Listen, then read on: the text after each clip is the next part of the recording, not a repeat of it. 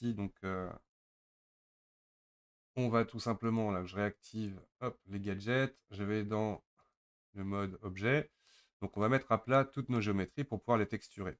Donc tout simplement, on va dans le UV Editing qui vous prépare déjà votre interface pour l'opération de mise à plat. Et là, tout bêtement, je vais isoler avec slash du pavé numérique. Donc pour nos amis du clavier Macintosh, il faut tout simplement que vous alliez dans View Frame Selected. Non, pardon, c'est Local View, Toggle Local View pour isoler la sélection de l'objet. Donc slash du pavé numérique pour ceux qui ont un clavier normal.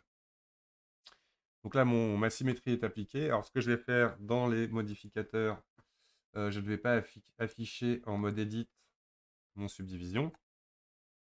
Voici mon maillage. Et là, tout bêtement, c'est de créer les découpes qui vont permettre tout simplement de déplier et de mettre à plat la géométrie. Alors normalement, on le fait en mode arête.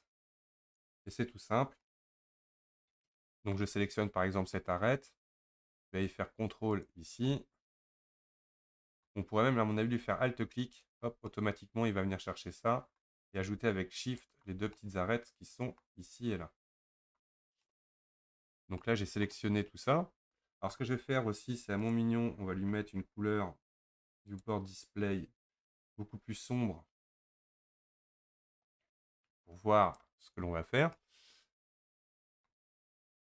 Une fois que j'ai fait ça, dans mon clic droit, marque Sim, créer couture en gros. Toc. Quand je clique dans le vide, là, je désélectionne mes arêtes. On voit du coup les arêtes en rouge. Je vais sélectionner le tour de mon bras, Alt-clic. Ça sélectionne normalement automatiquement la loupe. Et pareil, clic droit, marque Sim. Il faut trouver tout simplement maintenant une arête qui va nous permettre de découper le bras. Alors, je vais partir par exemple de celle-ci. Bien que j'aille chercher. Ce n'est pas la plus simple que je choisis. J'appuie sur CTRL et je viens chercher toute cette ligne pour venir faire à nouveau un marque Sim. Et pour être un peu dans l'alignement, là je vais venir prendre celle-ci, CTRL, marque Sim. Donc là j'ai déjà découpé ça.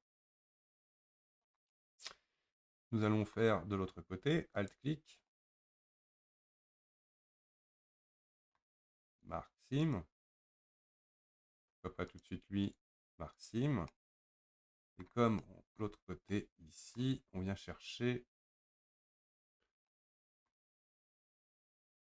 CTRL, clic droit, marque Sim. Toutes mes coutures du corps extérieur sont créées. Maintenant, on va venir s'occuper de l'intérieur de la bouche. Alors, pour ce faire, je vais par exemple sélectionner que l'intérieur de la bouche. Donc là, je vais aller en mode polygone chercher par exemple ces deux polygones-là. CTRL plus jusqu'à ce qu'ils me prennent toute ma bouche. Voilà, ça c'est parfait. On va faire encore un Shift, CTRL plus, pardon, pour venir prendre juste l'extérieur. Et majuscule H pour masquer l'inverse. Toc. Voilà, comme ça, je vois bien uniquement ma cavité buccale. Alors, le plus intéressant ici, donc je rappuie sur 2 de mon pavé numérique pour pouvoir faire un Alt-clic sur cette boucle que je vais marquer. Marque Sim. Alors ensuite, on va faire par exemple de là, CTRL jusque là-bas. Ah, il passe par là-bas au plus rapide. Donc on va faire comme ça. Toc. On va pouvoir sélectionner de l'extérieur comme ça. Oui.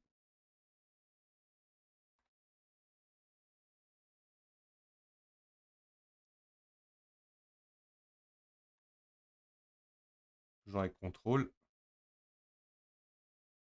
Je viens sélectionner comme ça toute la moitié jusqu'à retoucher cette arête-là. Droit, marque Sim. Et là, on peut s'amuser ici. Je vais venir comme ça. Alors cette arête, je ne la veux pas. Dissolve Edge. Ça ne change rien à ma découpe. Et je vais venir découper ici. Ce contour-là, Alt-clic, clic droit, marque Sim. OK. Une fois qu'on a créé toutes ces coupures, Mais on va voir ça dans une prochaine vidéo.